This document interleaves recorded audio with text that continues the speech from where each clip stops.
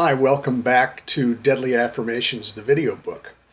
Today we're going to read the first part of Chapter 9 and catch up with our main characters, Patience and Weezie and Detective Williams and Lee. So, if you're ready, sit back and we'll begin. Here we go. Chapter 9, Take Responsibility. Tuesday morning, thought Patience. What to wear? Gray tweed blazer, burgundy turtleneck, skinny black pants, and Bass-Weegian's Cordovan penny loafers. What's for lunch? Tasty peanut butter, pickle, and potato chip sandwich on toasted whole grain wheat bread and a Ziploc bag full of seedless red grapes. Patience put the sandwich into a little plastic sandwich-shaped tub and then put the sandwich and the grapes into a brown paper bag. She had to use a new bag since that bitch Betty stole her lunch yesterday. As much as losing her lunch, Patience had been upset over the loss of the bag. She had managed to use that bag every workday for 3 weeks. It was getting pretty wrinkled, but 2 more days would have been a personal best. She left her lunch bag on the kitchen counter and went back into the bedroom to read her guide for the day and choose her affirmation. She first opened the book. If you blame others for whatever situations in which you find yourself, you will never be free. You alone determine your actions, and your actions determine your circumstances.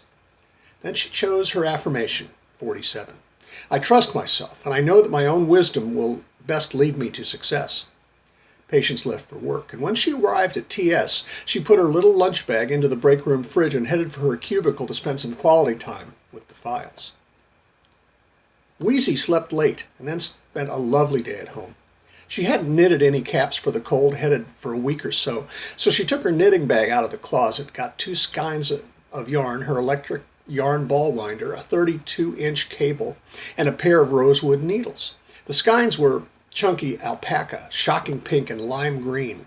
Since these were being given to those with cold heads, Weezie felt that she could choose daring colors. Before she sat down in the comfy chair, she opened Bruno's cage so he could have a fly, and turned on the TV to Animal Planet. She began casting on stitches with the pink yarn, and when there were enough, then moved them to the center of the cable. When the program on the television ended, Weezie put down her work and went to the kitchen for a glass of water. She filled up a glass and took a sip. Then she put the glass down on the counter, opened the freezer and grabbed 2 cubes and put them in the glass, and then found half a lemon left over from her nice lunch with Patience and cut a thin slice to put into the water. Then she returned to the other room, sat down, and got back to work. A minute after she sat down, Bruno settled on her shoulder. Weezie smiled to herself and softly whistled the first bars of Lady in Red.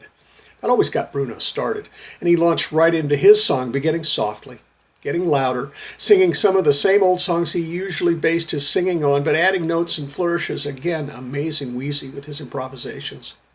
Weezie smiled and enjoyed the soft clacking of the wooden needles and the beautiful singing of her little friend. Detective Marcel Williams sat down at his desk and tried to think of some way to avoid diving back into the files from the 4 unsolved murders that had appeared on his desk over the past week. He'd been working for the River City PD for 4 years now, and this was 4 times the number of homicides he had had to solve in those 4 years.